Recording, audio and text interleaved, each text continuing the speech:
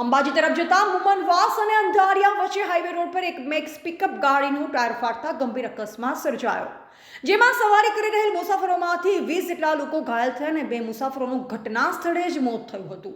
અત્યારની પોલીસ એવી છે કે પોલીસ વાળાઓને ખબર હોય છે કે ગાડીઓ ફૂલ ભરાઈને જાય છે. રોજ સાંજે 6 વાગે ગાડીઓ પર પણ બેસેલા હોય તેવી રીતે ભરાઈને જાય છે, પરંતુ આ વસ્તુ ક્યારેય ધ્યાને નથી લેતા. દાતાનામાં પણ આ જ હાલત છે. દરરોજ સાંજે પેથાપુર, વસી, અંબાજી માર્ગે, મોટા પીપોદરા માર્ગે આવી જ રીતે ગાડીઓ ભરાઈને જાય છે. પોલીસ જ્યારે આવો બનાવ બને ત્યારે 10 દિવસ ભારે પ્રતિબંધ કરશે, પછી જેમને જેમ કરવું હોય તેમ કરે. આપણે તો શું પગાર મળે છે ને? આ જ હાલત છે. દરેક તાલુકામાં જીઆડી હોય છે, પરંતુ તેમને પણ બાકડે બેસી રહેવા અને ગપ્પા મારવામાં જ રાખેલ છે. આવા બનાવ વારંવાર ના બને તે માટે ટ્રાફિક પોલીસ દ્વારા ગાડીઓનું કડક તપાસ કરવામાં આવે, ચેકિંગ કરવામાં આવે અને ડ્રાઈવરની પાસે લાયસન્સ છે કે નથી, તે પીધેલ હાલતમાં તો ચલાવતો નથી, તેની પણ ઓચિંતી તપાસ કરવામાં આવે તો આવા બનાવ રોકવામાં સફળતા મળી શકે તેમ છે. અહેવાલ ભરત પટેલ, સંબંધ ભારત ન્યૂઝ, અમીરગઢ, બનાસકાંઠા.